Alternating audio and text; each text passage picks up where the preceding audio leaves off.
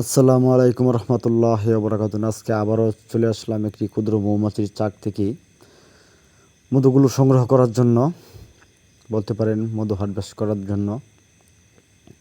যাই হোক, আগে চাকটি খুলে আমরা দেখি এই বৃষ্টি বাদলের মধ্যে কী পরিমাণের মধু আমাদের চাকে আছে।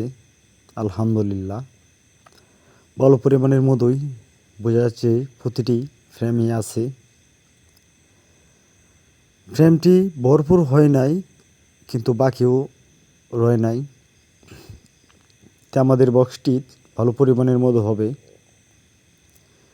আপনারা অনেকেই জানেন যে এবারের বছরই বৃষ্টির কারণে আমরা কিন্তু মধু হারভেস্ট করতে পারি নাই।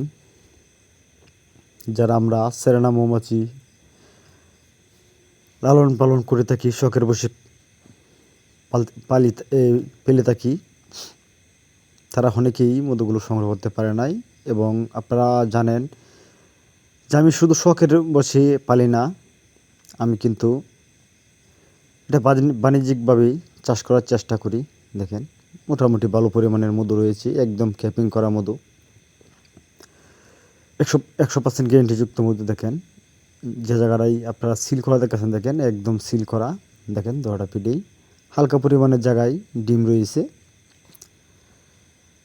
তো এখন বড় বিষয় হলো, অনেকেরই বক্সে মধু হয় নাই। এটার কারণটা অনেকে জানেন না। যেমন আমাদের বক্সে বেশিরভাগই মধু হয় নাই, খুব কম পরিমাণ বক্সে মধু হয়েছে। যেমন এই বক্সটি আমাদের ঘরে বারান্দায়, কিন্তু ভাবি নাই যে বক্সটিতে মধু হবে। এটার কারণ সম্পর্কে আপনাদেরকে কিছু কথাবার্তা বলবো, এবং কিভাবে মধুগুলো আমরা হারভেস্ট করে থাকি সেটা দেখাবো। অবশ্যই ধৈর্য সহকারে দেখেন।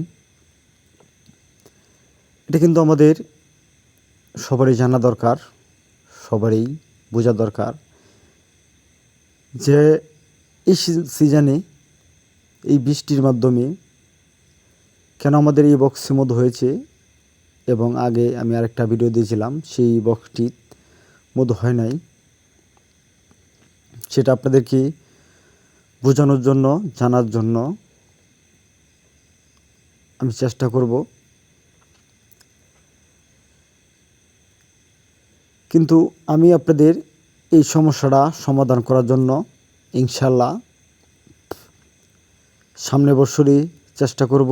এবং আমিও এখান থেকে অনেক অভিজ্ঞতা হয়েছে যে এই বক্সে মধু হয়েছে, অন্য বক্সে মধু হয় নাই কেন। কারণ আমাদের 40টি বক্সের মধ্যে কিন্তু কিছু সংখ্যা বক্সে মধু হয়েছে, কিন্তু আমি সবটি বক্স এখনও হারভেস্ট করতে পারি নাই বৃষ্টির কারণে। যাক, এটা যে একটু সুযোগ পেয়েছি সেজন্য এই বক্সটা খোলা। কিন্তু আপনাদেরকে জানানোর জন্যই আজকের ভিডিওটা।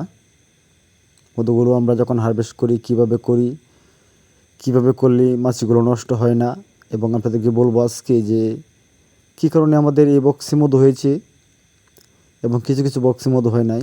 দেখেন, এই যে আমরা হারভেস্ট করতেছি, দেখেন এটা সাধারণ একটা মেশিন আমি হাতে তৈরি করছি, সেটা দিয়ে আজকে আমি মধু হারভেস্ট করব। এবং আমি কিন্তু এই মেশিন দিয়েই হারভেস্ট করে থাকি। দেখেন, এই যে আমরা ক্যাপিং করা জায়গাগুলা আগে কেটে নিচ্ছি। যাই হোক, আপনারা এটা দেখে দেখেন। আর আপনাদেরকে গুরুত্বপূর্ণ কথাটা আমি বলি,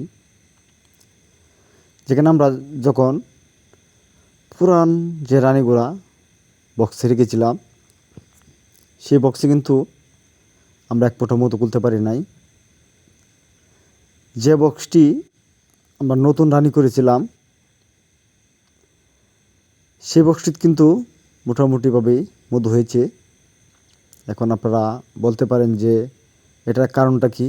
ভাই, নতুন রানীটা কিন্তু দ্রুত কাজ করে, পুরান রানীটা কিন্তু অত দ্রুত কাজ করতে পারে না। সেজন্য এটার একটা সলিউশন আমি ইনশাল্লাহ বের করব। সে বলি আজকের মতো ভিডিওটা এখানেই রইল।